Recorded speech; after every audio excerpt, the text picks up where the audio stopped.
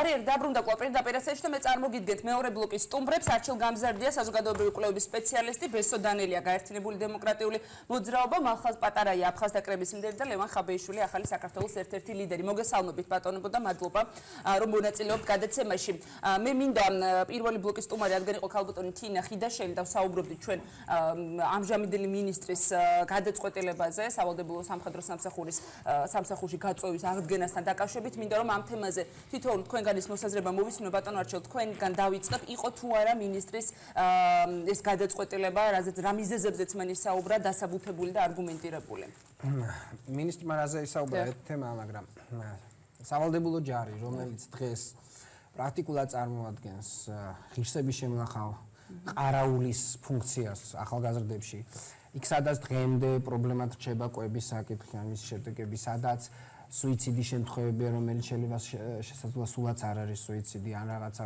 გაუგებრობებია ჯარი რომელიც დღეს არ არის მზად რომ სავალდებულო გაწვევის პრინციპით იმოქმედოს ახალგაზრდებთან ბუნებრივია მე არ ვიმაჩნია რომ ის დღეს უნდა აკეთებდეს ამას მე ძალიან ბევრი სტუდენტი მყავს სტუდენტები რომლებიც და ასე ვთქვათ მოიარეს ეს ჯარი და დამიჯერეთ ძალიან ღირსება შევახულად გზნობს ბევრი თავს ბევრი კი არა პრინციპში ბევრი პონი ადამიანი რომელიც სხვანაირად გზნობს თავს და მთელი პრობლემა არის ის რომ ამითი მთლიანად ჯარის იდეას თავდაცვის იდეას ძალიან დიდი ზიანი ადგება ჩვენ გვახსოვს რომ იყო ერთი პერიოდი როდესაც ნაციონალური მოძრაობა მოვიდა ხელისუფლებაში გარკვეული პოზიტიური კამპანია რომლის დროსაც ჯარის მიმართ საზოგადოების განცდა ბევრად უფრო მაღლა აიწია და რაღაცა ჯარი პრესტიჟის ცნება იყო ლაშქრობების სამშობლოს იდეის და ასე შემდეგ იყო რაღაცა გარკვეული საინტერესო აქცენტები მაგრამ შემდგომ აი ამ ფლანგში გადასulis მე ბევრი ახალგაზრდა აზრი ვიცი რომ შეიძლება სავალდებულო ჯარის წინააღმდეგი სულ არ იყვნენ მაგრამ არა იმ ფორმით როდესაც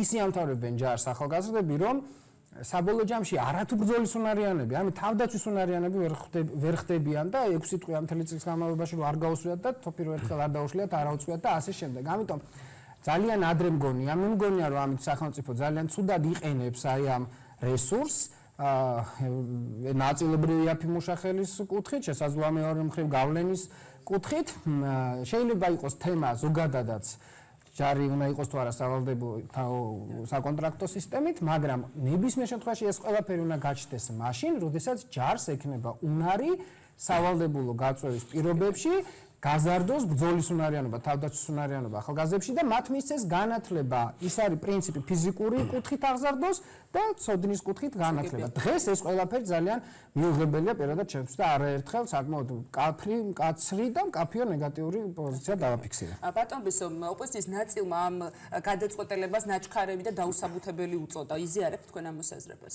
პირველ რიგში მოგესალმებით, მადლობა მოგახსენებთ. მოწვევისათვის მივესალმებით ჩვენს მაყურებელს და ქალბატონი თინა ყავდათ ეთერში, რომელიც რამოდენიმე თვის უკან საქართველოს თავდაცვის მინისტრის პოსტს იკავებდა.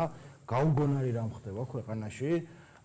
საკითხს და თემას, რომელსაც ქვეყნის თავდაცვის უნარიანობა ქვია. ერთი და იგივე გუნდის ორი წარმომადგენელი, 3 თვის უკან ერთი მინისტრი იღებს ერთ გადაწყვეტილებას, დღეს უკვე იზორია იღებს მეორე გადაწყვეტილებას.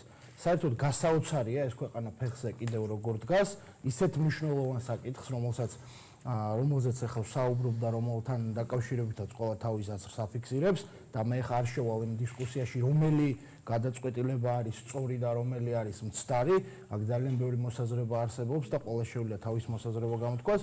ფაქტი არის ერთი რამე, რომ აღნიშნულ საკითხთან დაკავშირებით ერთი და იგივე გუნდის ორი მინისტრი 3 თვის განმავლობაში იღებს სხვადასხვა გადაწყვეტილებას. ეს არის გაუგონარი გადაწყვეტილებაზე გკითხეთ, ანუ ეს თქვენთვის იყო სწორი ნაბიჯი თუ თქვენც ფიქრობთ ოპოზიციის ნაწილის მსგავსად, რომ ეს ნაჩქარევია და არც არგუმენტები არ არის შესაბამისი, რომ აი აღდგენილიყო ეს. ჩემი მოსაზრება და ჩვენი პოლიტიკური გუნდის არის კონკრეტულად ის, რომ ერთი გუნდი, პოლიტიკური გუნდი, რომელიც მართავდა ამ ქვეყანას და რომელიც დღესაც აგრძელებს ქვეყნის მართვას და რომელიც რეალურად რომელსაც არჩევნებზე მხარი დაუჭირა საერთო ამომრჩევლის 25%-მა, მოსული ამომრჩევლის 48%-მა და საერთო ამომრჩევლის 25%-მა არც ერთ ცივილიზებულ ქვეყანაში არამც თუ საკონსტიტუციო უმრავლესობა ასეთ გუნდს, ანუ მთელი ამომრჩევლის რაოდენობის 25% დაჭერილი პოლიტიკური ძალა საკონსტიტუციო უმრავლესობას კი არა ჩვეულებრივ უმრავლესობასაც ვერ შექმნიდა და სწორედ აქედან მომდინარეობს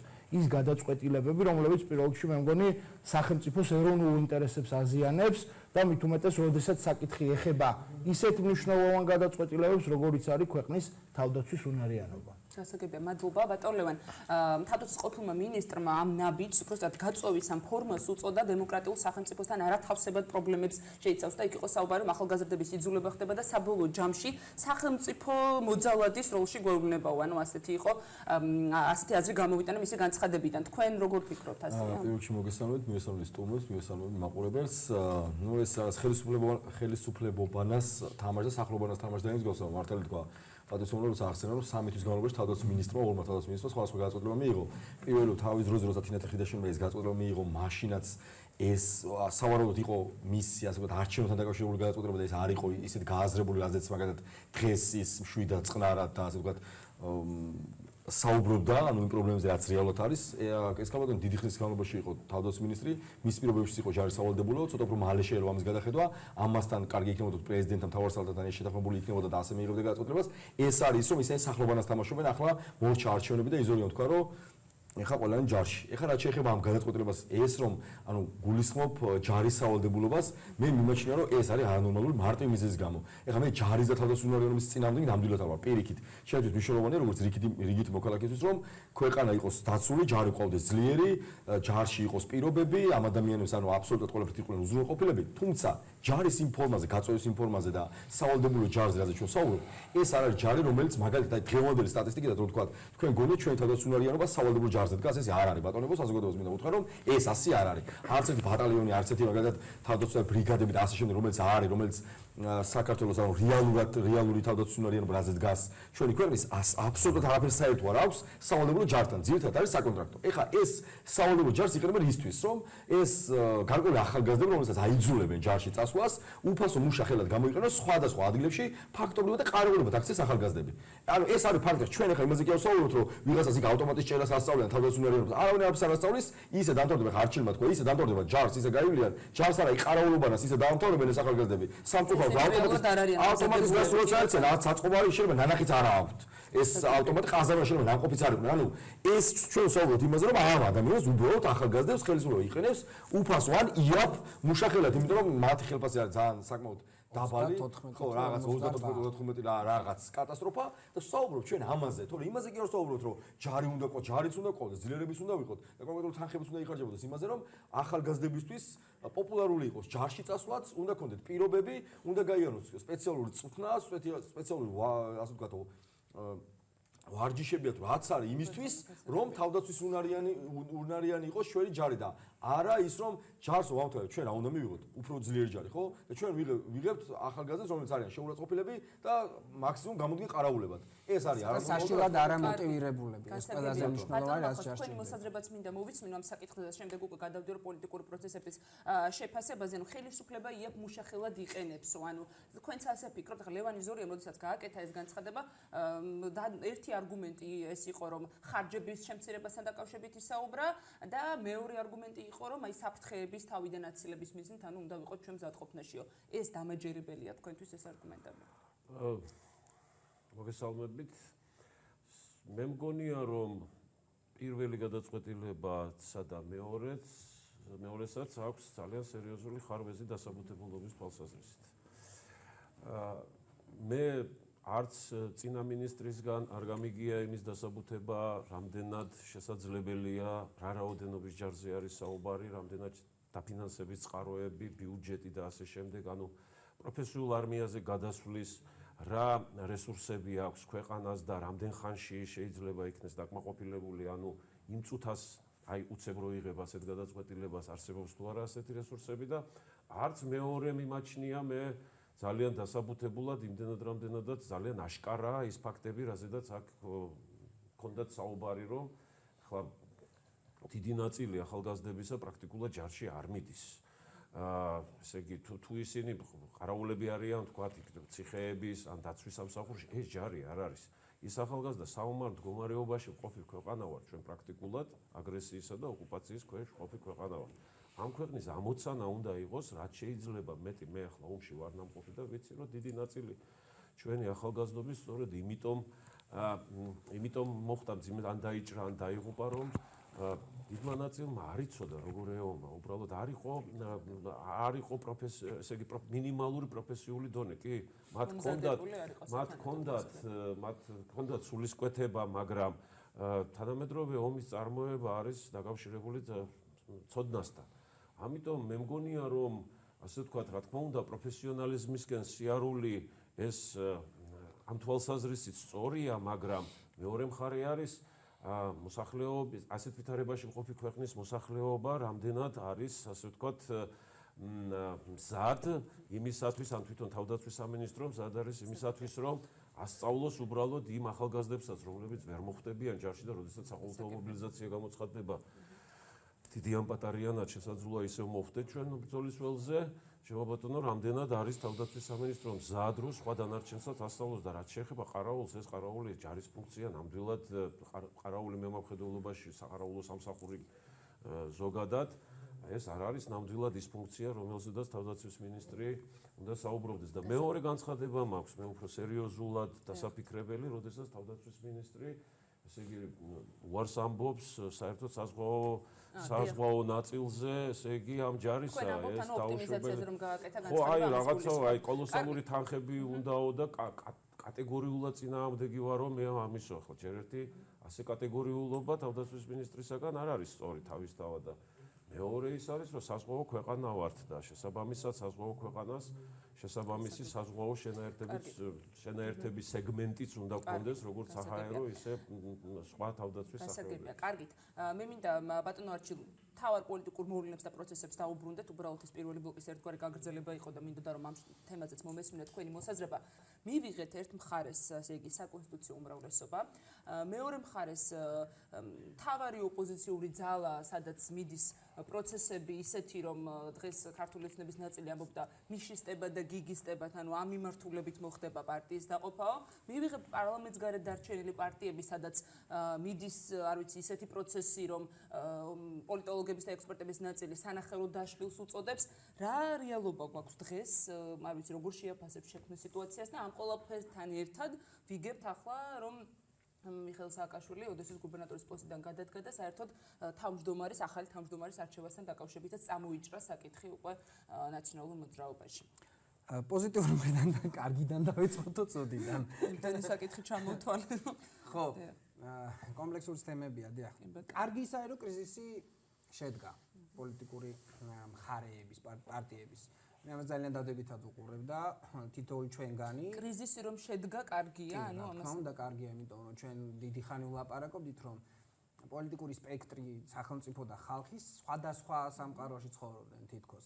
და 60% ხან კვლევები აცხადებდნენ ამას, პრინციპში კვლევაც არ უნდოდა, გამოიდოდა რომელიმე პოლიტიკური პარტიის წარმომადგენელი და რაღაცა სრულიად სხვა სამყარო და სხვა განზომილებიდან საუბრობდა. და ძალიან კარგია, რომ საზოგადოებამ ამ ხრივ გასცა პასუხი იმ პოლიტიკურ პარტიებს, ბოდიში ლევანისთან მათი ჩათვლით და განსაკუთრებით სხვებს, ესე მაინც ახლები იყვნენ ამ ხრივ და სხვა გამოცდილება მიიღეს. დანარჩენი ვისაც ესეთი ცოტა უცნაური თავდაჯერებულობა ჰქონდა და დასვა საზოგადოებამ ეს პარტიები თავის ადგილზე და კარგია რომ იშლებიან.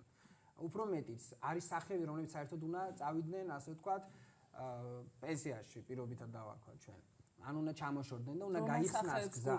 აი ის სახეები, ვისაც აწლევლებია გადაცემებში ვხედავთ და ან ერთკაციანი პარტიები, ან შეიძლება შედარებით მრავალ ადამიანიანი პარტიაა, მაგრამ მათი საზოგადოების მხრიდან მათ დამინდობა კარგად გამოჩნდა და მისცენ გზა ახალ სახეებს, რადგან თავიანთინებით ამაც არ აკეთებენ, იქნებ საზოგადოებამ თავად უზრუნველყოს ამ კრიზისით ახალი სახეების მოთხოვნა. ეს კარგი რაც მოხდა. ცუდი რა არის? ცუდი არის ის, რომ გვაქვს ამ საარჩევნო კოდექსს, რომელსაც ქართულ ოცნებას ვერ დაუწყებ მაგის გამო ლანძღვას, იმიტომ რომ ჯერ კიდევ წინამორბედებმა მოამზადეს ამ და მათაც კარგად ისარგებლეს. საერთო ჯამში 1/3 ნდობის რეჟიმში აღებული საკონსტიტუციო უმრავლესობა პრინციპში რომც ყოფილიყო უფრო მაღალ ნდობის რეჟიმში არც ის იქნებოდა იდეალური გადაწყვეტა, იმიტომ რომ ჩვენ ვართ განვითარებადი ქვეყანა, სადაც პოლიტიკური კომპრომისით უფრო მეტად მოწადინებული ვარ პირადად მე როგორც მოქალაქე იქნას გადაწყვეტილებები მიღებული, ვიდრე თუნდაც კარგმა ხელისუფალმა თვითონ მიიღოს გადაწყვეტილებები, თუნდაც კარგი. ამიტომ ჩვენ არ გვაძლევს განვითარების საშუალებას, როდესაც გვაქვს საკონსტიტუციო უმრავლესობა. შეიძლება გარკვეული შედეგები მოტრიალდეს დადებითისკენ, ან უარყოფითისკენ, მაგრამ ეს პირობები განვითარების ჩვენ არ გვაქვს. ეს ცუდია. კიდევ უფრო უარესი ის არის, რომ ამ პირობებში, როდესაც ხელისუფლება თავისგან დაუცველია, რომ არ დაუშვა ესეთ შეცდომები და მე არ დასჭირდეს ეგრეთ წოდებული მკაცრი ხელი. ანუ თუ დღეს მაგალითად ჩვენ ყველა ვხედავთ. აი გეტყვით. ყველა ვხედავთ გადაცემებში სადნახეთ ბოლოს ქართული ოცნების წარმომადგენლები დებატებზე სხვა პარტიების წარმომადგენლებთან. ძალიან იშვიათად მე მგონი ვეღარც ნახულობთ. ხო, მან დიდი ცალკეულ ჩართვაზე თუ შეაბამენ ბოდიში ამ ჟარგონზე ამა თუ მედია საშუალებების წარმომადგენლები. ანუ დებატებზე, ანუ ადამიანებთან სასაუბროთ უკვე არ გამოდიან. ეს არ ქონდათ ადრე, კარგად ვიცით ყველა, ყოველთვის იყო ქართული ოცნების წარმომადგენელი დებატებზე. მეორე რომ უკვე ჩანს აი მაგალითად იგივე თუნდაც თავდაცვის თემაზე რადგან ვლაპარაკობდით, ლარის თემაზე განმარტებები აკლდა. მე წინა თვეებში, წინა წლებში მახსოვს კარგად, როდესაც ეს პრობლემები შეიქმნა, ქართული ოცნების წარმომადგენლები მაქსიმალურად ხსნიდნენ. დამაჯერებელი იყო, არ იყო დამაჯერებელი ქამრების მოჭერის პოლიტიკა, რომელიც თქვა ცდილობდნენ ყოველ შემთხვევაში რომ განმარტებები გაეკეთებინათ. ხო, გააკეთა, არ გააკეთა, სხვა თემებია, მაგრამ ეს იყო კაცრი და აქტიური მუშაობა. დღეს ეს არ გვაქვს. გადაწყვეტილებებს იღებენ საზოგადოების გარეშე. მაგალითად, მე პირადად როგორც მოქალაქე და ვფიქრობ ამაში, ყველა თქვენგანიც დამეთანხმება, რომ მოვითხოვე, რომ პირველივე სხდომებზე, როგორც კი სამუშაო რეჟიმში გადავიდნენ, მოეშვან პოლიტიკურ კეპულცობას და შემოიტანონ თქვა შრომის კანონზე ემუშაონ, შრომის ინსპექციაზე. აბსოლუტურად რეაგირების გარეშეა. მაშინ, როდესაც მედიითაც ეს ფართოდ გავრცელდა. ამიტომ ეს პროცესები აჩვენებს იმას, რომ უკვე ცუდი ფორმით იწყებს ხელისუფლება მუშაობას და ამის ფონზე თლად უარესი. ყავს ოპოზიციაში ყველაზე ძლიერი ძალა ვინ? ნაციონალური მოძრაობა, რომელიც ძლიერი ძალა დარჩა, ამაზე მოკლედ მიპასუხეთ და ბატონო დასთან უნდა გადავიდეთ. კი ბატონო, რომ დრო გადავანაწილოთ თანაბრად. ანუ ყველაზე ძლიერი ძალა ახლა ოპოზიციური საპარლამენტო ძალა ის არის. რაოდენობრივად ყველაზე მსხვილმასშტაბიანი ოპოზიცია ის არის. ანუ წარმოიდგინეთ თქვენ ყოვლად გამარგინალებული საზოგადოებისათვის ყოვლად მიუღებელი ძალა უნდა იყოს ხელისუფლებაში ოპონირებაში, ანუ ან ჩვენ, როდესაც ხელისუფლებას გავაკრიტიკებთ, უნდა აღმოჩნდეთ ნაციონალური მოძრაობასთან ერთად აზრობრივ თანხმედრაში და გავამხნევოთ ერთმანეთი, ასე ვთქვათ. ან არა და მათი პოზიციები ყოველთვის იქნება უკუგდებული მხოლოდ იმიტომ, რომ ნაციონალური მოძრაობის პოზიციები არის. ამის ფონზე ჩვენ გვაქვს ეს არის ცუდი, რაც ამ ყველაფერმა შექმნა და საერთო ჯამში ამან შეიძლება ბევრად უფრო ცუდად მოიქნიოს კუდი უახლოეს ხანებში. ყველაზე ძლიერი ოპოზიციური ძალაო. კი ბატონო, ყველაზე მთავარ ოპოზიციურ ძალად მიიჩნევა ნაციონალური მოძრაობა, მაგრამ თქვენ აი ბოლო პერიოდში განვითარებული მოვლენებიდან გამომდინარე, ეს პროცესები გაძლევთ იმის საფუძველს, რომ თქვათ, რომ ყველაზე ძლიერი ოპოზიციური პარტიაა დღეს და თუ ხომ არ არის ეს გარკვეულწილად ეს დაყოფაზე, როდესაც მიდის საუბარი და კომენტარები კეთდება, ერთგვარი მცდელობა, რომ გადახალისდეს იმიტომ რომ ხედავენ ამ მომრჩევლობის დამოკიდებულებას. რა თქმა უნდა, პირველ რიგში ყველაფერი გაკეთდა ხელისუფლების მხრიდან იმისათვის, რომ ნაციონალური მოძრაობა წარმოჩენილიყო ძირითად ოპოზიციურ ძალად და თუნდაც იმის ზახილი, რომ სააკაშვილი ჩამოვა იმ პლატფორმის შექმნა, ვითომ რომ ნაციონალური მოძრაობა ხელისუფლებაში მოbrunდება და არავით არის შანსი ნაციონალურ მოძრაობაში ხელისუფლებაში მოbrunების არ გააჩნდა და საუბარი იმაზე, რომ თუ ქართულ ოცნებას არ მიცემთ ხმას, ნაციონალური მოძრაობა აუცილებლად მოbrunდება ხელისუფლებაში. სააკაშვილის ჩამოსვლასთან დაკავშირებით, ახლა დღეს სააკაშვილის გადადგომის შემდეგ, როდესაც მის კომენტარს ვისმენდით, სამარცხვინოა, ხო ახლა ვისი ქრთამი და ვისი კორუფცია უყვირს სააკაშვილს, ვისი დანაშაულები უყვირს და რაზე საუბრობს საერთოდ ხელისუფლებას, რომ წაეყენებინა ბრალი იმ მუხლებით, იმ დანაშაულებებისათვის, რომელიც მიხეილ სააკაშვილმა ჩაიდინა, პირველ რიგში სააკაშვილის კარიერა დამთავრდებოდა და ის ვერც გუბერნატორი გახდებოდა ოდესაში და იმიტომ, სწორედ იმიტომ, რაზეც საუბრობთ, აქ არის საუბარი იმაზე, რომ არ აწყობდა ხელისუფლებას აწყობდა ის, რაც მოხდა, რომ ნაციონალური მოძრაობა დაეტოვებინა პოლიტიკურ ავანსცენაზე, ასე ვთქვათ, რეალურად გაეცოცხლებინა ძალა, რომელიც 2012 წლის 1 ოქტომბერს საქართველოს მოსახლეობის დიდმა უმრავლესობამ პოლიტიკურად დაასამარა და ეს ძალა ფენიქსივით აღედგინა ფერფლისგან, ამოეყვანა საფლავიდან, გაერეცხა და დაესვა ძირითად ოპოზიციურ ძალად, ვინაიდან ქართულ ოცნებას იმ დანაპირებებიდან, რომელიც მან ხალხს მიცა და ეს პირველი დანაპირები რა იყო, სამართლიანობის აღდგენა, ქონების დაბრუნება, იმ ადამიანების დასჯა, ვინც ამ 9 წლის განმავლობაში ჩადიოდნენ დანაშაულებს. რაზეა საუბარი? გაგამ კურნალიძეც კი გამოუშვეს 3 თვის უკან ციხიდან. ციხის არც ერთი ჯალათებიდან დაჭერილი არ არის. ეს ყველაფერი რის გამო მოხდა, რომ ხაინდრავას მიერ გადაღებული ფილმით დამტკბარი ყვერი და გურლი ამით მოეფხანა? აქ საუბარი არის იმაზე, რომ ხელოვნურად მოხდა ნაციონალური მოძრაობის შენარჩუნება, ხელოვნურად ხდება ის პროცესები, რომელიც ახლა განვითარდა და როგორ შეიძლება ახლა დემოკრატიულ ქვეყანაში კარგი იყოს პოლიტიკური პროცესის პოლარიზება, მით უმეტეს მეორე მხარეს არის დამნაშავე ორგანიზაცია, რომელსაც ქართველმა ერმა ერთხელ გამოუტანა განაჩენი და რეალურად ისევ ეს ხალხი, ისევ ეს ადამიანები, ეს პოლიტიკური სახეები, ეხლა ვინც არ უნდა გამოვიდეს ნაციონალური მოძრაობის სახელით და ვინც რა არ უნდა ისაუბროს, ჩვენ ძალიან კარგად ვიცით, რომ ეს არის ის ორგანიზაცია, რომელმაც ამდენი რამ ჩამოთვლას არ დავიწყებ, ყველამ ძალიან კარგად ვიცით, დაუშავა ქვეყანას, დაუშავა გადახალისების მცდელობა თუ შეიძლება დავყოთ, ნუ ახლა როგორ შეიძლება კრიმინალურ ორგანიზაციაში რა რეორგანიზაციაც არ უნდა მოხდეს და რა გადახალისებას არ უნდა მოხდეს, რომ ის იმ დანაშაულებისგან გაიწმინდოს. რაზე არის ხა საუბარი? მორალური პასუხისგებლობა მაინც გააჩნია ყველა იმ ადამიანს, ვინც დღეს ნაციონალური მოძრაობის სახელით საუბრობს და ხელისუფლება, რომელიც დღეს გვესაუბრება, რომ ნაციონალური მოძრაობა არის მთავარი პოლიტიკური ძალა და ის ფარსი და ის სპექტაკლი, რომელიც დადგეს არჩევნების სახით და რომლითაც ჩვენ ისევ ძირითად ძალად წარმოვიდგინეს ნაციონალური მოძრაობა, ეს არ არის ქართველი ხალხის ნების გამოხატულება და 400,000 მოქალაქე, თურმე ყოველი მესამე, ყოველმა მეოთხე ადამიანმა მიცა ნაციონალურ მოძრაობას ხმა. უფრო მეტმა. აქ საუბარი არის იმაზე, რომ ეს ყველაფერი მოხდა გამიზნულად იმისათვის, რომ ხელისუფლება, რომელიც რეალურად ვერ ასრულებდა დანაპირებებს, ქართულმა ოცნებამ, რომელსაც ხალხს მიცა დანაპირები, რომ აღდგებოდა სამართლიანობა, აყვავდებოდა ეკონომიკა, რეალურად ხა ნუ აღარ ვამბობ სასაცილო 5 მილიონს ყველა სოფელს და რაღაცა მარაზმებში რო გადადიოდნენ, მაგრამ რეალურად გადაფარა იმან, რომ გელი მოდის ძახილით, რომ მიშა დაბრუნდებოდა, ნაციონალური მოძრაობა ხელისუფლებაში მოbrunდებოდა და რეალურად რამდენი ბიულეტინი იქნა გადალაგებული ნაციონალური მოძრაობის ბიულეტენებზე სხვა პარტიებიდან, კარგიაო საუბარი მიდის, ეხა ჩვენი პარტია არ დაშლილა, არ ჩამოშლილა, გულყრები არ დამართვია პოლიტიკური პარტიების სხვა წარმომადგენლებივით, მაგრამ კარგიაო, ხო, ეხა ბატონი ბრძანებდა, რომ წავიდნენ, როგორ არის კარგი პოლიტიკურ ძალას, რომელმაც 85,000-მა კაცმა ხმა მიცა, მისი ლიდერი ირაკლი ალასანია ადგა და პოლიტიკიდან მივდივარო, ხა კარგი რანაირად არის? ეს არის მანიშნებელი იმაზე, რომ ქვეყანაში სადაც ხელისუფლება არ მართავს პროცესებს, სადაც პროცესები იმართება კულუარებიდან, დემოკრატია ვერასდროს ვერ გაძლიერდება და დემოკრატიული პროცესი როგორ შეიძლება ჩამოყალიბდეს იმ ქვეყანაში, სადაც არჩევნების წინ არც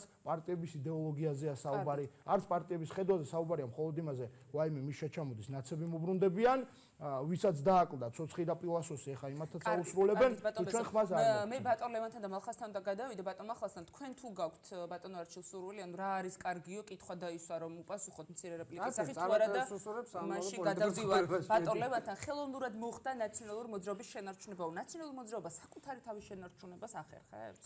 მოდი პირველ რიგში რა მინდა რომ თქვა, იცით რომ ყველა საინტერესო პროცესი დაიწყო არჩევნების შემდეგ, როგორც აი ხელისუფლება და მე რასრულებდა იმ რიგით მოქალაქეები რასრულებდნენ საზოგადოებას რა ინტერესა და ის კი არა რომ ვინ რა თანამდებობას დაიკავებდა. ეხლა გარკვეულმა ადამიანმა რომელსაც თანამდებობები დაიკავეს სხვა კომიტეტში საზოგადოების დიდი ნაწილი არ იცნობს. ჯერ არ ვიცით სამთავრობო გუნდი რა გუნდი შეიძლება გააგრძელოს, ასე ვთქვათ, ხელისუფლებამ მუშაობა. მეორე ჩვენ ხელისუფლება მას შემდეგაც პირველ ტურში გამარჯვება ფაქტობრივად გაიფორმა და მეორე ტური იყო ერთგვარი, ასე არ ვიცი მეორე ტურს მასკარადი ფაქტობრივად. დიდი ბოდიშით, აი ერთ რეპლიკას ვიტყვი, მეორე ტურის მასკარადი კი არ იყო, მეორე ტური იყო, ნუ ესეთი რაღაცა შეუარნაძის პერიოდშიც არ მოხდა და ყველა პარტიის წარმომადგენლები, რომელიც ჩვენ კანონით, კონსტიტუციით ჰქონდა მინიჭებული, რომ ყველა პარტიას ყავდა წარმომადგენლები საარჩევნო უბნებზე, CSKOS დადგენილებით გააუქმეს. დატოვეს მარტო ქართული ოცნების და ნაციონალური მოძრაობის წარმომადგენლები და არც ერთი საჩივარი რო არ დაწერილიყო, არც ერთი ნეგატიური აზრი რო არ გამოთქმულიყო, აი ესე მოიხარშენ თავისივე წვენში, დარჩენ და აი ესე წარმართეს პროცესები, როგორც ეს მასკარადის წარიყო. ეს იყო სამარცხვინო ფაქტი, ჯერ ვისაც იურისპრუდენციასთან ახლოს გაუულია, კონსტიტუციური ნორმის შეცვლა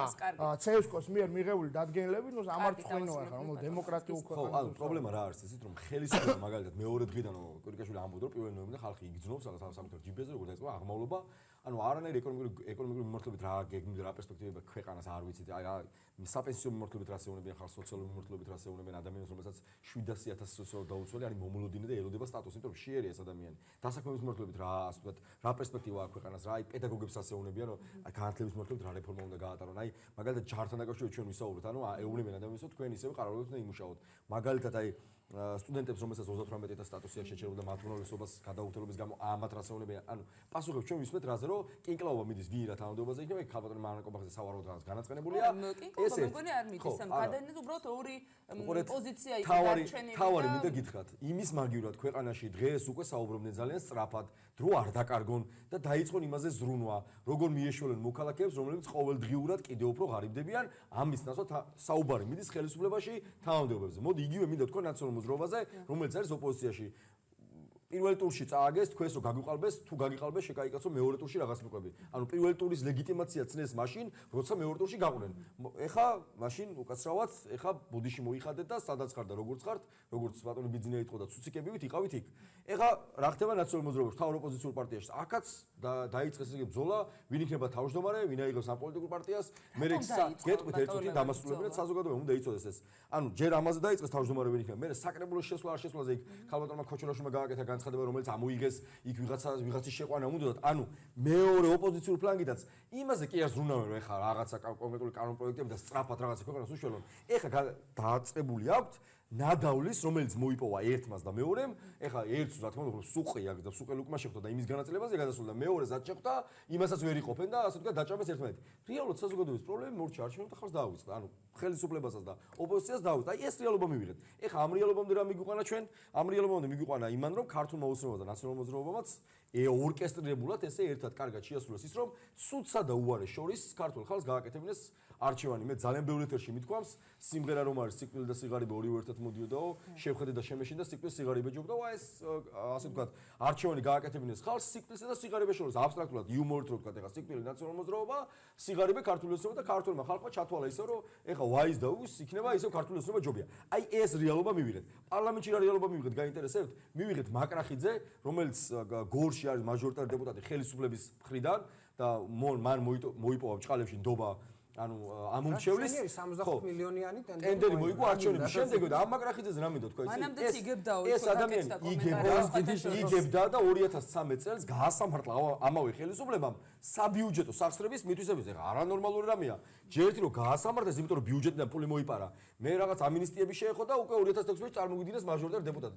ჩვენ მივიღეთ მაკრახიძეების ყობან ერჩიმაშვილების და რამაზ ნიკოლაიშვილის პარლამენტი ის პრობლემები რაც ხალხს აქვს სამწუხაროდ როგორც კი არჩევნები მორჩა ყველას დააუწყდა და აუცილებლად მინდა თქვა ერთ რამეზეც ეს ეხა საუბრობდა მანას თქვა რა ქვია არჩილმას თქვა რომ საარჩევნო სისტემა ამაზე საუბრობ აბსოლუტურად ყველა ეთერში და მინდა საზოგადოებას კიდევ ერთხელ განუმარტო დღეს ქართულმა ოცნებამ ნაციონალური მოძრაობის დანატოვარით გითხრა რომ 1 მილიონი უფრო ცოტაა ვიდრე 800.000 ასაგებია კი ბატონო კარგით მადლობა ბატონ მალხაზ აი მთავარ ოპოზიციურ ძალაზე როდესაც საუბრობთ ერთი მხრივ როდესაც გვაქვს უბრალოდ საკონსტიტუციო უმრავლესობა და რაღაც ბერკეტი მაინც უნდა იყოს პარლამენტში ამ ეტაპზე და უშუალოდ პარლამენტს გარეთ დარჩენილ ოპოზიციაზე მე შემდეგ კითხავთ რომ გარკვეული წინააღმდეგობა მაინც გაუწევენ ამ თავარ ოპოზიციურ პარტიაშიც მიდის არ ვიცი დაპირისპირება არ არისო თავად ნაციონალური მოძრაობის წევრები ამბობენ ეს უბრალოდ აზრთა სხვადასხვაობა და ჯანსაღი პროცესია თქვენ ასე გეჩვენებათ რომ ეს ჯანსაღი 12 წლიანი მოღვაწეობის მანძილზე დღეს პირველად გაუჩნდა. უკანასკნელი ორი წელი. რატომ კი ბატონო, აი რატომ დადგა ეს საკითხები დღის წესრიგში დღეს მოვისმინე მე ზვია ძიძიგურის განცხადება რომ მიშისტები და გიგისტები ანუ ამ ასეთი ფორმულირება მისცა მან ამ მიმდინარე პროცესებს რაც ხდება ნაციონალურ მოძრაობაში. ძალიან წუხვარ რომ უდიდესი ნაწილი ესე იგი ამ საუბრის არის ნაციონალურ მოძრაობაზე ადამიანებისგან, რომლებიც საკუთარ თავს თვლიან ან ოპონენტებად, ან ოპოზიციად. უფრო მეტი ნაწილი ალბათ ჯობია ისაუბრო ხელისუფლებაზე, რომელმაც ორივე მიმართულებაზე ვსაუბრობ, უბრალოდ მე დავასახელე რომ თავარი ოპოზიციური პარტია. რომელმაც პრაქტიკულად საქართველოს გაუქმა კიდევ ერთი დემოკრატიული მონაპოვარი, ეს გახლავთ არჩევნები. მე ძალიან შორსა ვარ იმ აზრისაგან, რომ ხალხმა ვიღაცას რაღაც ადგილი ესე იგი მიუჩინა. ხალხს დღეს წაართვეს კიდევ ერთი დემოკრატიული ღირებულება ეს არის მივალ იქამდე ეს ძალიან ჭავლელი პერიოდია ჩვენ ლაპარაკობთ როდესაც ჩვენ მე არ გაწყვეტიებდით ბატონო არჩილ აზრი დამასრულებიეთ თუ გნებავთ ამ რეჟიმში ვისაუბროთ კი ბატონო მაგრამ ჯობს აზრი გამომათქვევიოთ პირველ შემთხვევაში და შემდეგ კი ბატონო როდესაც არის ლაპარაკი ქართული ოცნების 850,000 ხმაზე იმ გაყალბების ყველა მთელი ამ მარაოთი ჩვენ შეიძლება დავასკვნათ რომ მან ესე ვთქვათ სადღაც 250,000 ხმა ნამდვილად წაიმატა ბატონო მალხაზ რატომ გაწყვეტეთ უკაცრავად დღევანდელობაზე ვსაუბრობ იმას რომ ჩვენ დასაბლური აი მაჟორიტარულ არჩევნებში ქართულმა ოცნებამ მიიღო 100% ხმების მაჟორიტარული არჩევნები ზოგადად დემოკრატიული სახელმწიფოსათვის ერთ-იგივე ახლა იქ და ერთი ადგილი არ ქმნის დიდი მას, იმიტომ რომ ახლა იმაზეც ვიტყვი. 100%-იანი ხმების, რა თქმა უნდა, მაჟორიტარული სისტემაც არსებობს დასავლეთის ქვეყნებში, არსებობს პროპორციული სისტემაც, არსებობს შერეული სისტემაც, მაგრამ როდესაც ერთი პარტია ერთი სისტემით 100%-იან ხმას იღებს, ეს ძალიან სერიოზული საგანგაშო ნიშანია, ან ამ ქვეყანაში დემოკრატია არ არის და ეს ალბათ ბელარუსში უფრო უკეთესად არის, ან შუა აზიის ქვეყნებში, ან იქ წაართვეს დემოკრატიული არჩევანი ქვეყანას. მე ვარ მომხრე იმის, რომ სწორედ მეორე შემთხვევასთან გვაქვს საქმე, თორემ დასავლეთისათვის ეს ძალიან ძნელი ასახსნელი არ არის ის 100%-იანი შედეგი, რაც მიიღო ქართულმა ოცნებამ არც ერთ დასკვნაში არ წერია საერთაშორისო ორგანიზაციებთან სამართლიანად ჩატარდა ეს არჩევნები. თან ოდერის დასკვნა ჯერ არ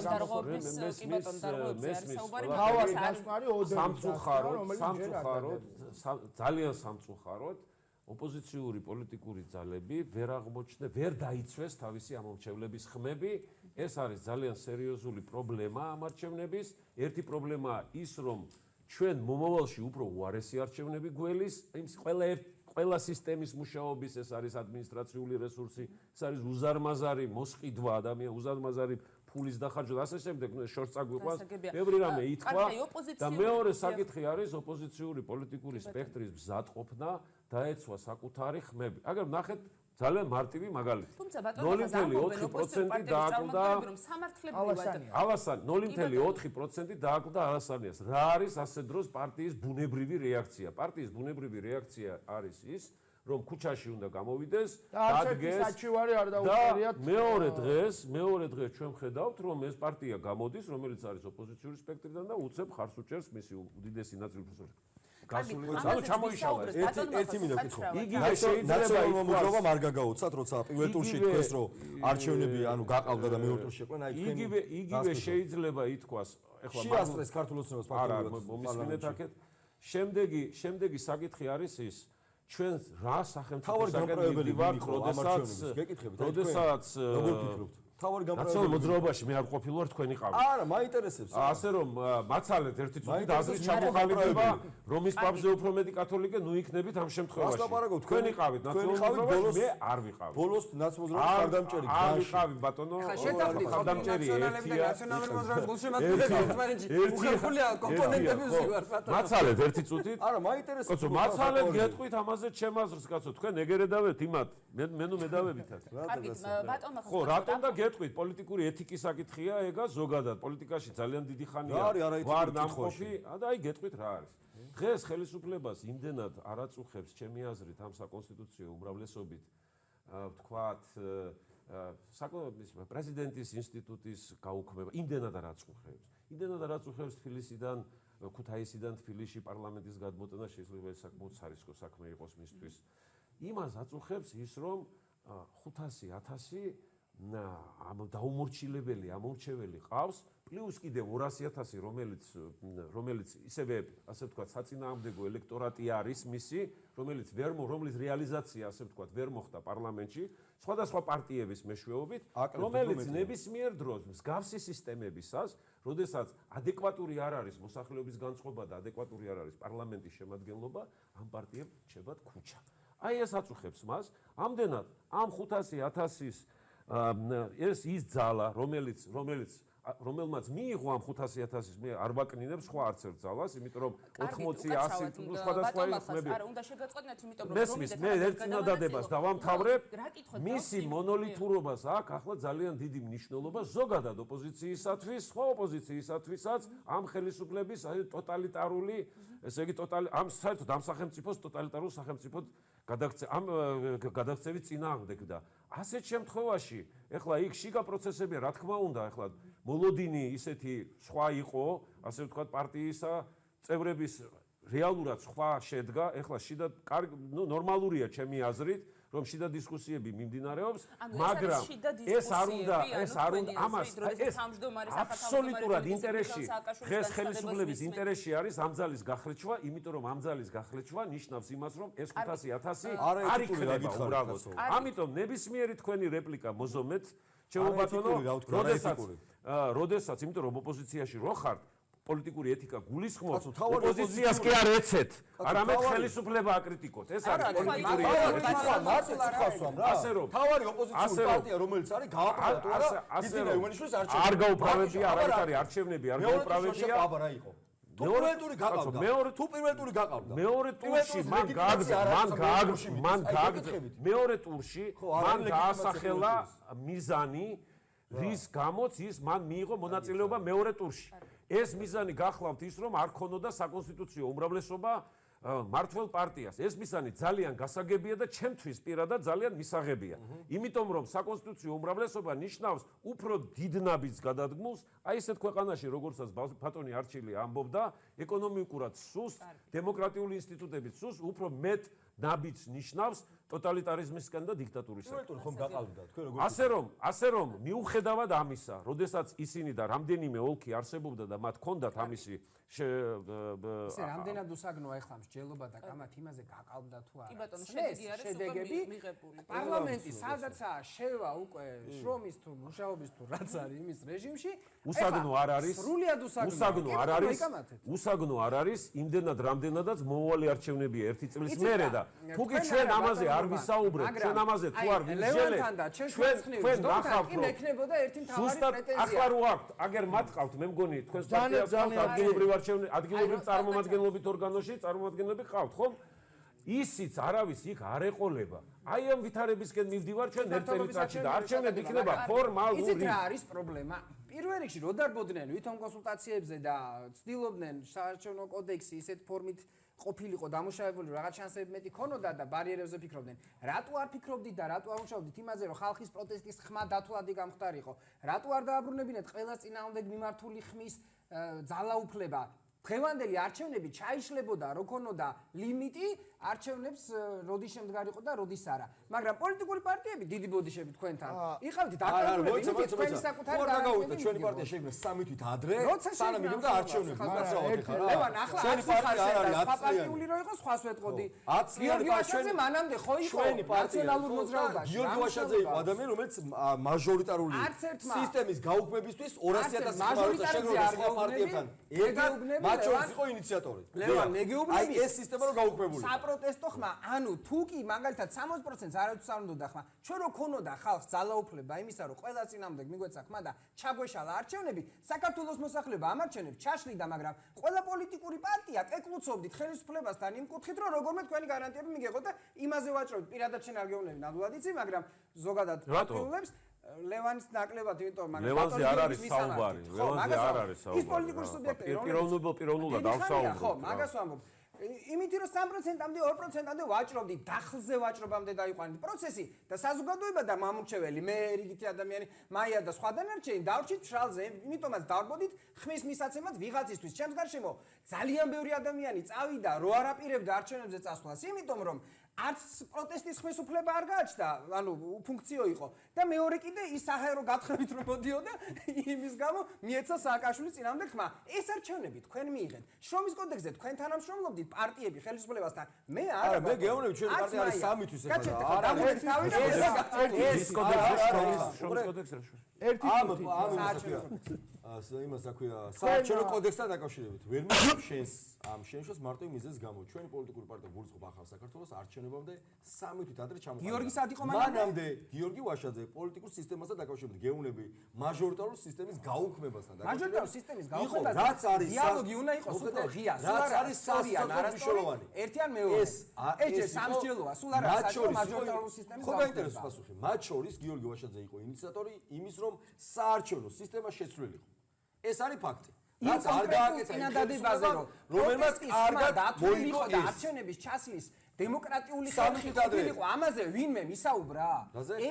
აი რაზეც არჩევნების ჩასლის დემოკრატიული ხერხი რო ყოფილიყო ლიმიტი ჩვენი მიზანი ჩვენი მიზანი ჩვენი მიზანი არა ჩვენი მიზანი არის ჩვენი პირველ რიგში არჩევნების ჩაშლა გდომო და ვერ მივთ რას ლაპარაკობ ბოდიში არჩევნი ჩაგოშალა რეკლამაზე აგიხსნი კიდე იმიტომ რომ ლაპარაკია იმაზე რომ საზოგადოება რომელიც აურჩევი რომელიც ყველა წინამდე მისცემდა ხმას ეს ხმა გაფუჭებულად კი არ ჩათვლილიყო თვლადი ყოფილიყო ლიმიტი რომლის პარლამენტში არჩევნები შეიძლება გამოცხადდეს შემდგარ ასუხის გაცემა სურს ბატონ ბესოს და შემდეგ არჩევნების ჩაშლა უნდა გდომოდა თუმცა არჩევნი მოგვიწევს რატომ არ გინდა არჩევნების ჩაშლა შენს მარცხნივ მჯდომი არის ბესო დანელია და კეკლუცობაზე და ვაჭრობაზე შეგიძლია ნებისმიერს მიმართო ვისაც ჩათვლის საჭირო და ჩემი მისამართით ამ სიტყვებს და ამ შეფასებებს და ჩვენი პოლიტიკური ძალის მისამართით ვერ მივიღებ ვინაიდან ერთ-ერთი თუ ერთადერთი ძალა ვიყავით იმ ფორმატში როდესაც მიდიოდა პირველ რიგში გავიხსენებ ვიდრე ეს ხელისუფლება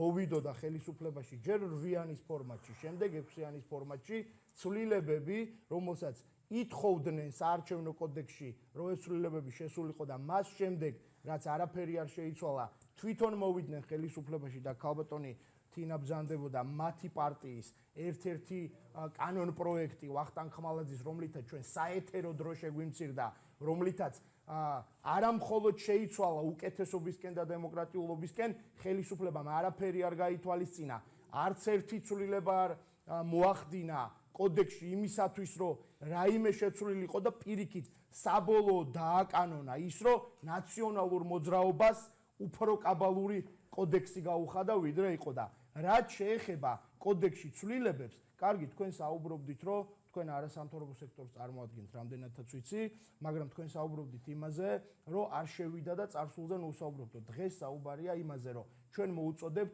თელს არასაპარლამენტო ორგანიზაცია პოლიტიკურ სპექტრს, რომ ასევე არასამთავრობო ორგანიზაციებს, რომ ეხლა ხო არის ბოლოს რო იწყებს ხელისუფლება საუბარს, რომ ეხლა დრო არ არის, ვეღარ მოესწრება ცვლილებები. ეხლა ხო არის 4 წელი დარჩენილი. დავიწყოთ აქედან მუშაობა. მაჟორიტარულ სისტემაზე საუბრობდით. მაჟორიტარული სისტემა გასაუქმებელია, იმიტომ რომ მაჟორიტარული სისტემა ყოველთვის იყო, არის და იქნება საქართველოში ფულის შოუნის შანსი, ბარემის რა ქვია, თანამდებობრივი ტრამპლინის შანსი და იმის შანსი. კარგად ხედავთ, შევარდნად პერიოდიდან მოყოლებული ერთი და იგივე მაჟორიტარებს ხედავთ ყოველწლიურად. ნათხო სხვადასხვა პარტიიდან. თუ საუბარია იმაზე, რომ ძალაუფლება რყნის, აბსოლუტური ძალაუფლება აბსოლუტურად რყნის. ის პოლიტიკური ძალები, რომლებიც მიიღებენ დაუშვათ 2%-ს, 3%-ს ბარიერის დაწევაზე იქნება საუბარი თუ მაჟორიტარული სისტემა რო გაუქმდება და პროპორციული სიიწავა, ის ადამიანები დაუშვათ 20,000 იქნება თუ 40,000, ერთი ადამიანით იქნებიან თუ ორი ადამიანით გაცილებით დემოკრატიული იქნება. იყვნენ წარმოდგენილი საკანონმდებლო ორგანოში და იმ 40,000 ადამიანის ხმა წარმოადგინონ ვიდრე გაზულუქებული უკვე მილიონერებად ქცეული მაჟორიტარები, რომლებიც ნაციონალური მოძრაობიდან იყვნენ, ახლა ქართული ოცნებიდან არიან. ყველას არ გულისხმობ. რა თქმა უნდა არიან ადამიანები, რომლებსაც მართლა უნდათ ხალხისთვის რაღაცა გააკეთონ, მაგრამ თვითონ ინსტიტუტი არის იმდენად ძირ მომპალი და ჩვენს ქვეყანაში სადაც ქცეულია ამისთვის, თორე შეუძლია მაჟორიტარს რაღაცა გააკეთოს ხალხისთვის. მაგრამ ხოლმე დაახლოებით მინდა თქვენ საზოგადოებას რო აუხსნე ხა არჩილმა ესეთი უყვარს როცა ესე ვთქვათ მიეცემა ხოლმე საშუალება პოპულისტური განცხადებები ძალიან აბა რომელი იყო პოპულისტური ხა ის რომ რას აკეთებდით სად იყავით მანამდე სანამ არჩევნები იყო სად ვიყავით კიდე გეუბნები 3 თვით ადრე შეიქმნა ჩვენი პოლიტიკური ძალა მანამდე ჩვენი პოლიტიკური ლიდერი რომელიც არის გიორგი ვაშაძე იყო ინიციატორი იმის რომ მაჟორიტარული სისტემა გაუქმებულიყო და ამაზე გეუბნები ხო, ამაზე ამბობდი რომ სად იყავითო კაცო რომ ეს სისტემა შესრულიყო, ეს სისტემა რომ შეცვლილიყო, მაჟორიტარული არ ყოფილიყო, ადამიანების ნება ყოფილიყო ასახული და არ ეთქვათ რომ მილიონი უფრო ნაკლებია ვინმე 800,000, ამისთვის დიახ ჩვენ პოლიტიკური ლიდერი ეს დამაკავლებინე. იბრძოდა მეორე ჩვენ პოლიტიკური პარტია ანუ ჩამოყალიბდა არჩევნებზე 3 თვით ადრე, უკაცრავად სხვა პოლიტიკურ პარტიებთან შედარებით მე ვფიქრობ რომ მაინც ასე თუ ისე ჩვენ კვალიფიციური სუბიექტები გავხდით და კონკრეტული შედეგი მიუხედავად იმისა, რა თქმა უნდა, სხვა სველოდით გვაქვს ამ მიმართულებით. მესამე, ყველა მას შემდეგ არჩევნები რაც დასრულდა, საუბრობ იმაზე, რომ ეს მანკიერი, ასე ვთქვათ, სისტემა არის აუცილებლად შესაძლებელი და არასაპარლამენტო ოპოზიციამ, იმიტომ რომ მე ვერ ხედავ განსხვავებას საპარლამენტო და არასაპარლამენტო ოპოზიციას შორის, იმიტომ რომ მათაც იქ არაფერი არ შეუძლიათ ფაქტობრივად საკონსტიტუციო უმრავლესობა აქვს ქართულ ოცნებას, ამიტომ ფიქრობ ძალიან მნიშვნელოვანია არასაპარლამენტო ოპოზიციის ეს ხელმძღვანელობა, რომელიც არის საკანონმდებლო გამოჩნდება მე 4 არჩილი დაждდება და ეტყვის რომ რას აკეთებდიო, რას აკეთებდიო, სამეთია პოლიტიკაში და ღიად ამაზე საუბრობ სამეთია. რომ ეს სისტემა არის შესაძლებელი. მე როგორც კი იმაზე ხმარ ამოგიხიათ. თავარი საკითხი, რაზეც პრინციპში ალბათ ეგეც გასათვალისწინებელია აუცილებლად. საარჩევნო სისტემაზე არის აქ საუბარი და თავარი აქცენტი ეკეთება ამ მიმართულებაზე ერთ-ერთი კი ბატონო. საუბარი იყო ასევე საკონსტიტუციო უმრავლესობაზე და რა შეიძლება გააკეთოს ქართულმა ოცნებამ საკონსტიტუციო უმრავლესობის პირობებში და სწორედ ამ ფონზე რა საკითხითაც დავიწყე, იმიტომ უსვამდი ხას ბატონ არჩილთან გადავდივარ შეკითხვით. რითიც დავიწყეთ საუბარი მთავარ ოპოზიციურ ძალაზე, იმიტომ ეცდებოდა ამ შემთხვევაში აქცენტი სწორედ ამის გამო რომ მან მაინც რადგან მთავარი ოპოზიციური ძალაა გარკვეული წინააღმდეგობა გაუწიოს და რაღაც ბერკეტი მაინც ჰქონდეს ქართულ ოცნებასთან დაუშვათ სხვადასხვა საკონსტიტუციო ცვლილების საკითხი როცა დადგება დღის წესრიგში. აი ამ ფონზე რა პროცესები ვითარდება თქვენი შეფასებით? არის თუ არა ეს უბრალოდ ჯანსაღი პროცესი და ასეთ სხვადასხვაობა არ ვიცი ნაციონალურ მოძრაობაში ჩვენ მოვისმინეთ მიხეილ სააკაშვილის განცხადება და აი ბატონ ბესო ამბობდა რომ ამ მუხარითო ესე წინასაარჩევნო პერიოდში იყო რომ აი ჩამოვა ასე შემდეგ მაგრამ დღეს მოვისმინეთ განცხადება რომ უკრაინელი პოლიტიკოსი ვარო და ამ მიმართულებით აპირებს ის კარიერის გაგრძელებას. თქვენ როგორ აფასებთ აი ამ სიტუაციას? მიხეილ სააკაშვილის განცხადება სხვათა შორის მალევე მოყვა სანდრა რულოვსის განცხადებაც რომ არ შევა ის პარლამენტში. რა გითხრათ, ერთი ტრაგიკული ადამიანია მიხეილ სააკაშვილი, რომელიც თავის ტყვია. არის ბევრი რამე რაც მას შეეძლო, სრულად არა, ხა მე უკვე ფილოსოფიურად ვშელობ მიხეილ სააკაშვილის გვარი დასახელდა და რატომ გეკითხებით, ან რატომ დავსვია შეკითხვა, დავაკონკრეტებ მაშინ რომ კონკრეტულად მიხეილ სააკაშვილის ჩამოშორება შედის ივანიშვილის ინტერესებშიო და თუ მიხეილ სააკაშვილი როდესაც თავმჯდომარის არჩევაზე იყო საუბარი და გაიყო აქაც აზრები თავად ნაციონალურ მოძრაობაში, ამბობდნენ რომ აი თუ შეიცვლება ახალი თავმჯდომარე იქნება არჩეული, ეს ნიშნავს ივანიშვილის წესებით თამაშსო. თქვენ როგორ ხედავთ ამ სურათს? ანუ თავარი საკითხი აქ მიხეილ სააკაშვილია? მიხეილ სააკაშვილს ყველაზე მეტი შანსი ექნებოდა თუ ის უფრო ადრევე ჩამოვიდოდა, დაუждდებოდა გვერდით ვანო მერაბიშვილს და გიგი ოგულავას, არ გასწირავდა ამ ორ ადამიანს, მარტო არ შეახოცავდნენ ხელს და ორიოდე მცირე ივენთით საპროტესტო ღონისძიებთ არ გამოძრებოდნენ და არ დააკარგვინებდა ამ ადამიანებს აქტუალობას, ვისთვის როგორ მისაღებია ამას სხვა არ ვამბობ, მაგრამ თავად ფაქტს ვამბობ. და თუ კი აქედან თუნდაც რაღაცნაირად მიიღებდა იმ დარტყმას, რაც თუნდაც ამ ორ ადამიანმა დამსახურებლად მაგას ფაქტს ვამბობ, რომ დარტყმა მიიღეს, ხო? თუნდაც დამსახურებულად. ადამიანი, რომელიც მიდის, ცდილობს სადღაც წარმატების მოპოვებას, სადღაც ცდილობს ორი კურდღლის დევნას, მე იქიდან რაღაცეებზე პასუხისმგებლობას არ იღებს, საბოლოო ჯამში თავისივე გუნდი გასწირა, იმიტომ რომ ამ ადამიანს არ ვიცი, მის ფსიქოტიპი ვერ შედგა, რა უნდა საბოლოო ჯამში გარდა იმისა, რომ ძალაუფლება უნდა, მეტი არანაირი ხერხი მისი დამოკიდებულებისა არ მოჩანს. ამიტომ ბუნებრივია, რომ ნაციონალური მოძრაობა დღეს რა ხმებიც მიიღო, მართალია მთლიანად მიხეილ სააკაშვილისა, პირადად მიხეილ სააკაშვილის. მაგრამ აქ არის ერთი პრინციპი, რომ რა პერსპექტივა შეიძლება ქონდეს ნაციონალურ მოძრაობას, სულ ვამბობ, რომ მათი სანიმუშო ქცევა არის ის, რომ უბრალოდ პარლამენტში მოსვლაზე კი არ მუშაობენ, ხელისუფლებაში მოსვლაზე ზრუნავენ. ხომ? ამიტომაც შანსი ამაზე მეტი მხარდაჭერა ნაციონალურ მოძრაობას ნაკლებად ექნება.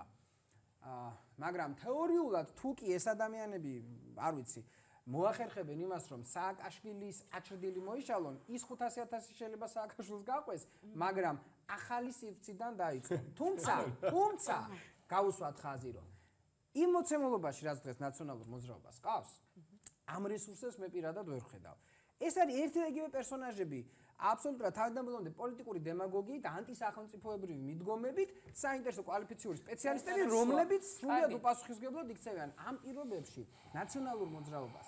ერთადერთი შანსი აქვს მხოლოდ ქართული ოცნება და ნაციონალური მოძრაობა სულიერი ტყუპები რატომ არიან, იცით? იმიტომ რომ ნაციონალური მოძრაობის ერთადერთი შანსი ეს არის ქართული ოცნების უვარგისობა.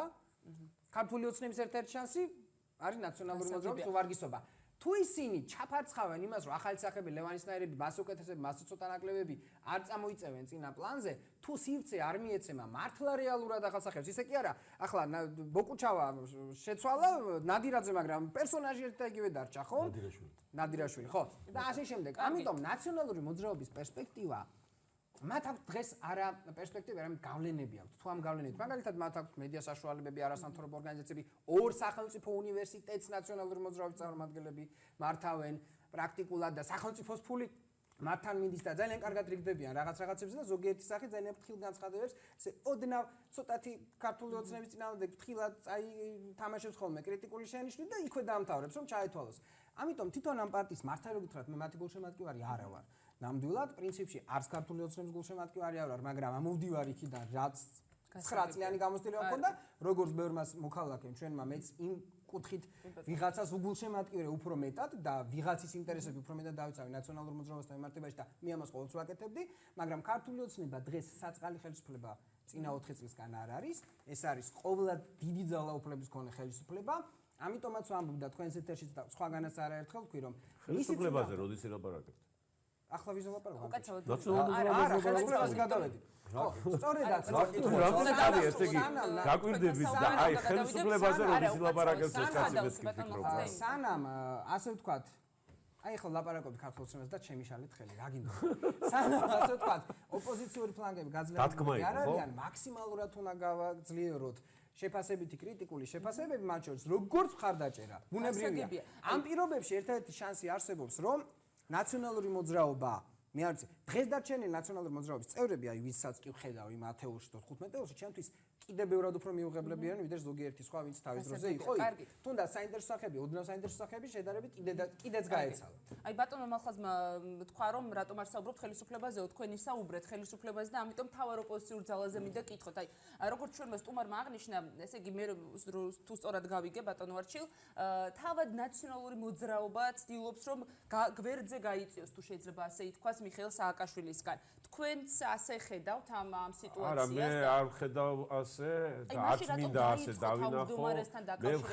მე ვხედავ ისე როგორც ხედავდა ამას ბატონი ლევანი სანამ იქიდან გამოვიდოდა, რომ ნაციონალურ მოძრაობასა და ქართულ ოცნებას 2014-ში ერთ კენჭი ვიყარე განსხვავება ის არის, რომ ერთი არის მაცალეთ ახლა არა ისე მეუბნებით გეგონება ხა ხელისუფლებაში ოდესმე ნაციონალურ მოძრაობის ხელისუფლებაში ყოფნის დროს რაიმე თანამდებობა მეკავა. ბატონო ლევან ადავიტოვრები აზრი იქნება არის იქნება მაცალეთ. მეორეჯერ მეუბნებით უკვე.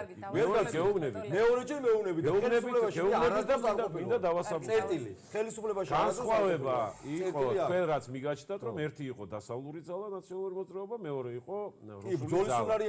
ახლა ასე მიმაჩნია და მეორე თავის დროზე საბჭოთა პერიოდში იყო განაეს არასამთავრობო ორგანიზაციები, მარტო ასე ვთქვათ პოსტკომუნისტური პერიოდის ის არის რა ქვია პროდუქტი. იყო ასეთი ორგანიზაციები საბჭოთა პერიოდში, თუმცა ისინი იყვნენ ხელისუფლებასთან შეზრდილი, მაგალითად დოსააფი იყო ასეთი ორგანიზაცია, ნუ მუგზე არ ვლაპარაკობ, რომელიც უფრო ადრე იყო. დოსააფი იყო არმიის, ავიაციის და ფლოტის ხელშემწყობი ორგანიზაცია, რაღაცა წითელი ჯვარი იყო, რაღაცა იყო. ანუ ესენი იყვნენ რაღაც ხელისუფლების ფასადი და მე მგონია რომ დღეს ასე ვთქვათ არასამთავრობო სექტორმა ამ არჩევნებმაც გამოავლინა რომ არასამთავრობო აი წამყვანი არასამთავრობო სექტორი აღმოჩნდა ასევე ივანიშვილის ხელისუფლების ფასადი, როდესაც ლაპარაკი არის არჩევნების შედეგების დაფიქსირებაზე, ერთი არის რომ პარტიები არ აფიქსირებენ. შეკითხვა დავსვი უკაცრავად ბატონო, ახლა შეგაწყვეტე.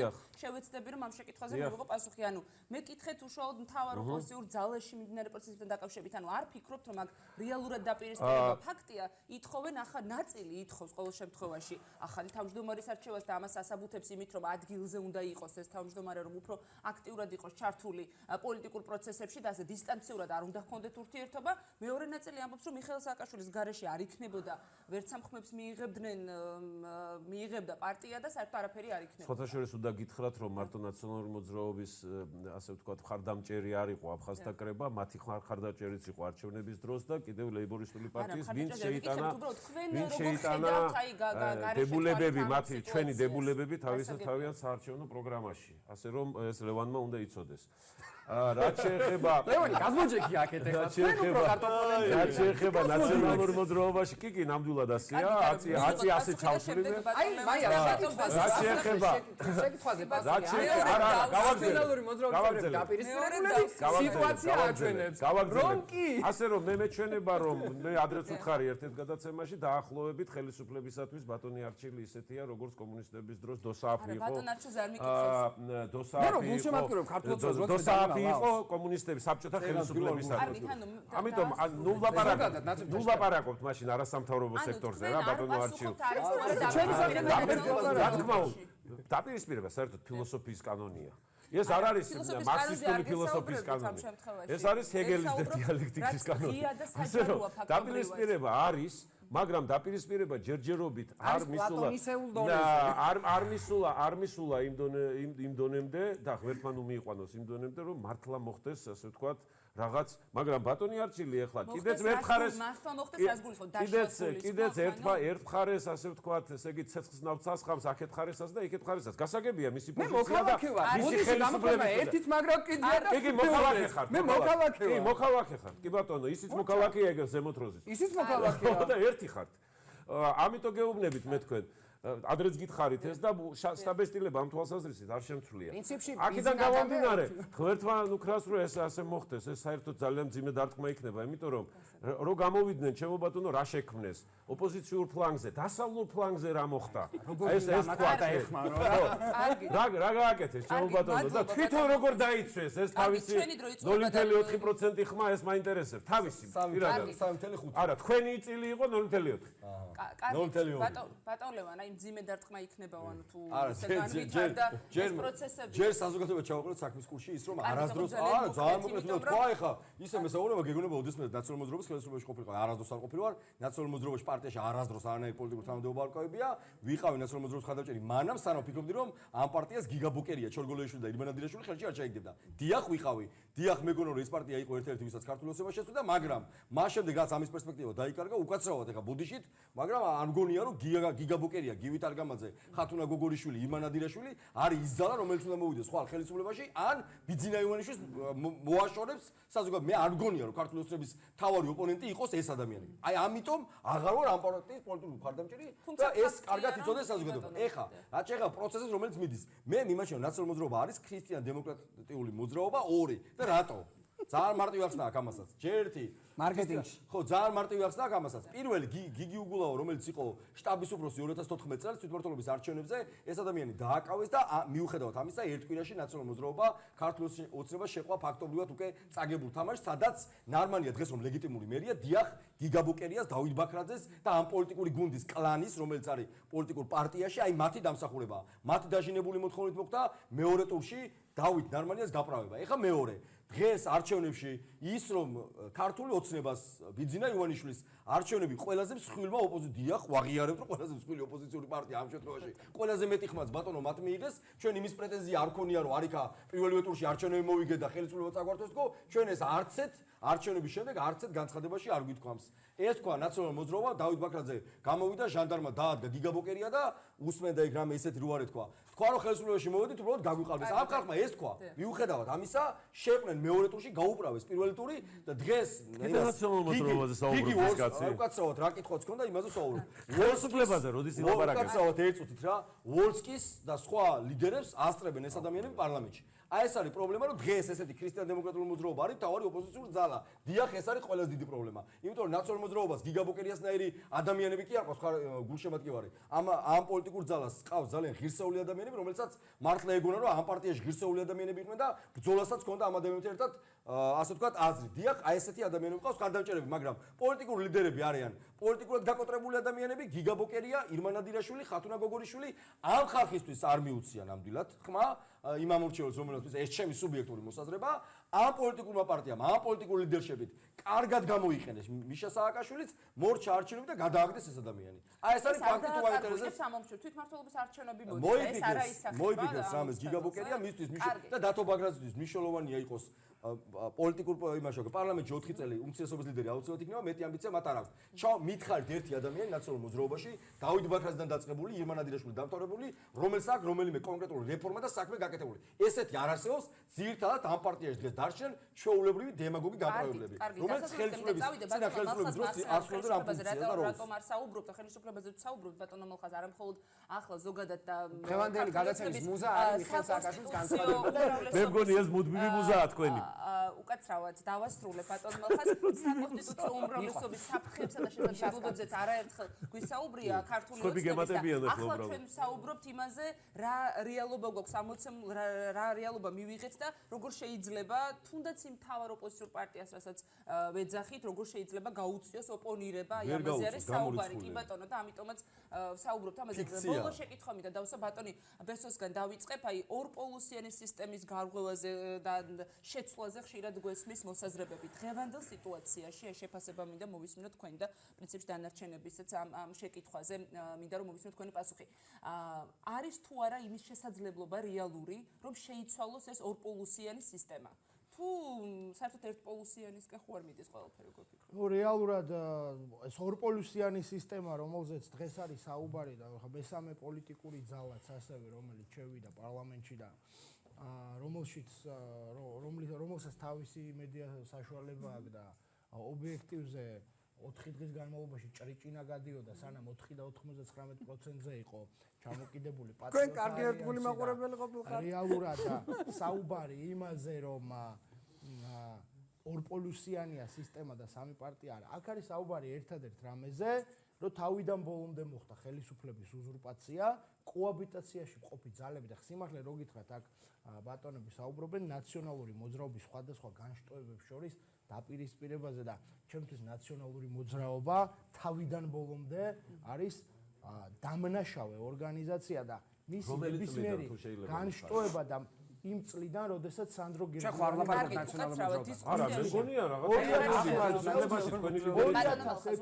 თქვენი ლიდერის იყო რაღაცა პერიოდი და მით როდესაც სანდრო გირგულიანი მოკლეს. ანუ თქვენი ლიდერის გასვლის შემდეგ არის დანაშაულებრივი თუ მანამდე. ჩვენ გადაცემა უნდა დავასრულოთ, ამიტომ მოკლე შეფასებები მინდა მოვისმინოთ. საუბარი კონკრეტული ადამიანების დანაშაულებებზე და საუბარი იმაზე, რომ პოლიტიკური ორგანიზაცია, რომელიც სისტემური დანაშაულით გამოჩნდა და ეს დანაშაულები დადასტურდა და რეალურად თელმა მსოფლიომ ნახა ის, რასაც ნაციონალური მოძრაობა ჩადიოდა, აქ კონკრეტულ ადამიანებს შეიძლება კონკრეტულ ადამიანებს დანაშაული არა აქვს ჩადენილი.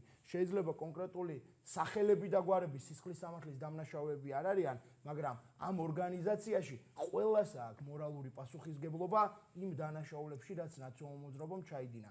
ჩემი ლიდერი ნაციონალური მოძრაობის წევრი არასდროს არ ყოფილა, თუ ამას თulit 2006 წელს ნინო ბურჯანძე პარლამენტის თავმჯდომარე იყო და თუ თქვენ დამისახელებთ იმ დანაშაულებებს, რომელიც პარლამენტის ლედის რო უწოდებდა ეს როდის იყო? ინის ლედი თქვენმა ლიდერმა უწოდა ლიდერი არა უმაგი? ხო, მიშა სააკაშვილი თქვენი ლიდერი იყო, რა ვიცი. მე რა ბედნიერუზი ვარ. ინის ლედის რო უწოდებდა და ერთად რო ისხდნენ, ეს როდის იყო? ეს უნდა თითქოს თქვენ ლიდერი შედის თუ არა იმას არა. საუბარი იმაზე, რა არის დღეს არის ერთი რამ. დღეს არის ერთი რამ ძალიან მნიშვნელოვანი, რომ არა საპარლამენტო ოპოზიცია იყოს ძალიან ძლიერი.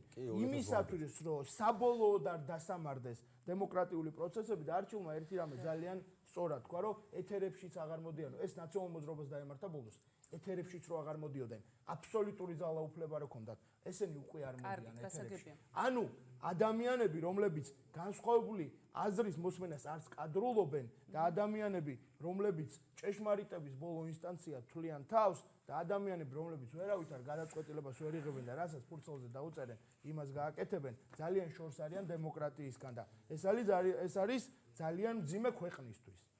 გასაგებია, ძალიან დიდი მადლობა ბატონო.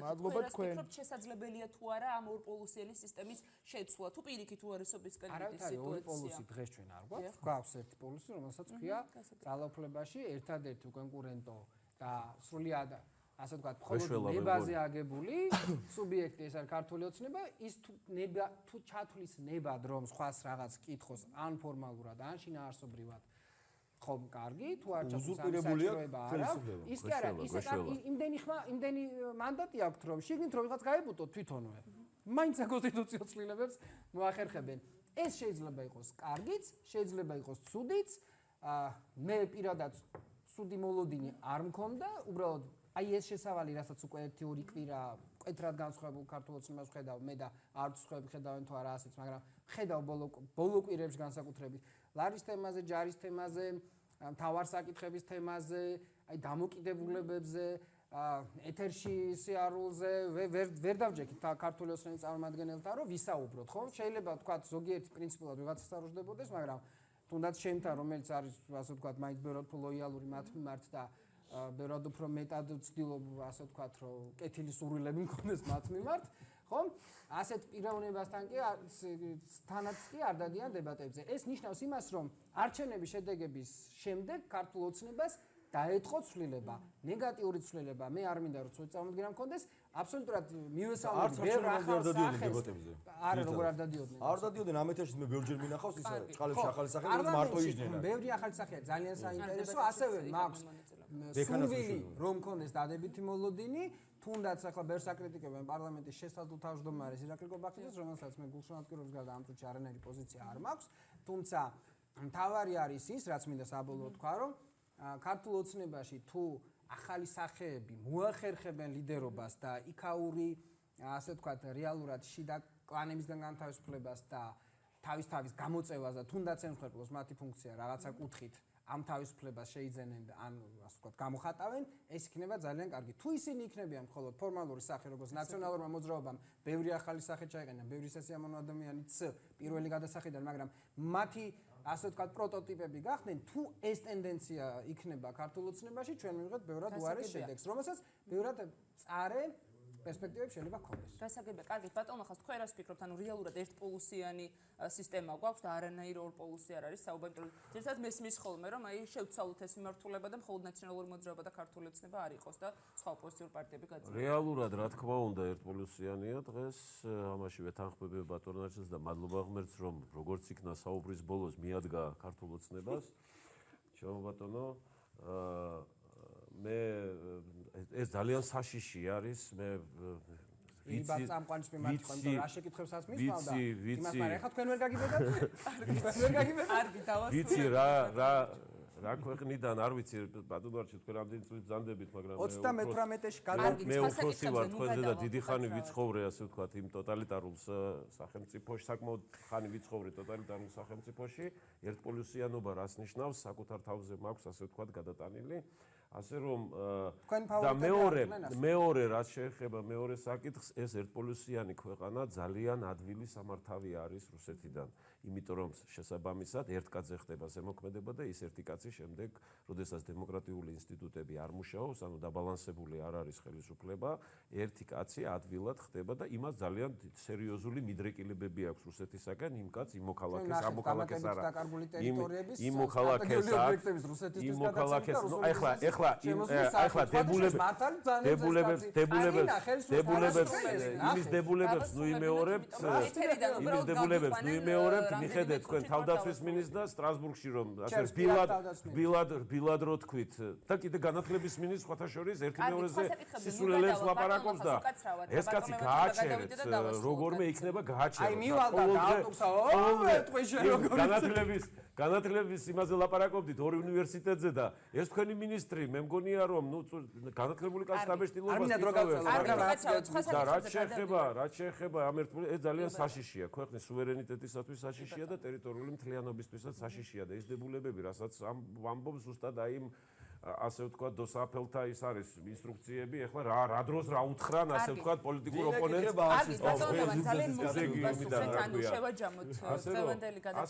ასე რომ საფრთხე ძალიან სერიოზულია ბატონ ლევანს კიდევ მინდა უთხრა რომ უფრო მეტი ილაპარაკოს ხელისუფლებაზე ჩემო ბატონო და უფრო ტრაგიკულად აღიქვას ზაატრაგიკულად გადაცემის ბოლოს დაიწყო დისკუსია და უნდა დავასრულოთ აღიქვას ის რაც ქვეყანაში ხდება ეხება და რაც შეიძლება მოხდეს. კი, მე ჩამოთვალე კონკრეტული მაკრახიძეები და ისინი აქ. რაც შეეხება თქვენ შეფს, მას დიდი ხანია უკვე გადაწყვეტილი აქვს აფხაზეთის გასხვისება, უბრალოდ ვერ აკეთებს ამას. შეკითხვასა ბოდიში. ბატონო, თქვენ ხედავთ თუ არა რეალურ პერსპექტივას, რომ პარლამენტს გარეთ დარჩენილი ოპოზიციურ პარტიებმა რაღაცნაირად, რაიმე ფორმით, არ ვიცი, თვითმმართველობის არჩევნები მოდის საერთო ენა გამონახონ, რაღაც ფორმით გაერთიანდნენ იმისთვის, რომ მართლა არ ვიცი, ერთპოლუსიანი სისტემა და რეალობა გვაქვს და ასე რომ არ დარჩენს. მოახდინა ხელისუფლებას, ეს არის ფაქტი და მე მათემატიკურად გითხარით ეს როგორ მოახერხა და როგორ მოიგო, ამაზეც ვისაუბრე. სამწუხაროდ რომ მივიგეთ მაკრახიძეების და ნიკოლაიშვილების პარლამენტი, ამაზეც ვისაუბრე.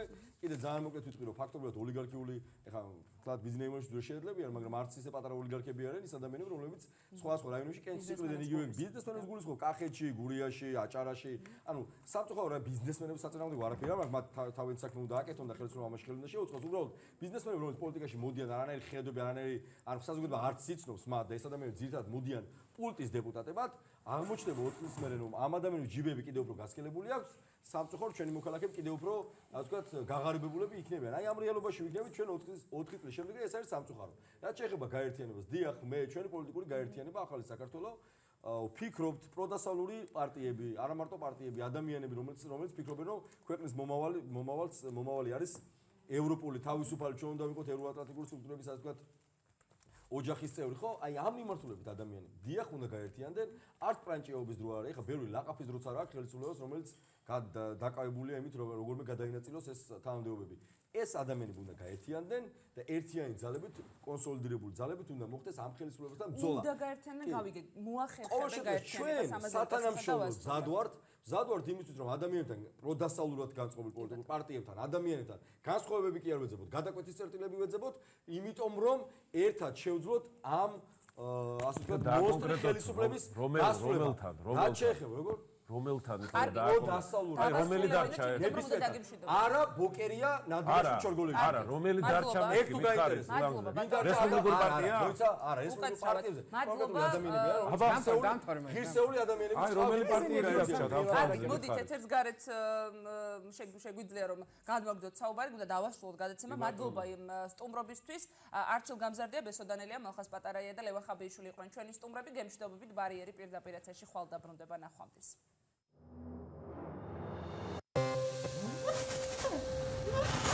Thank you.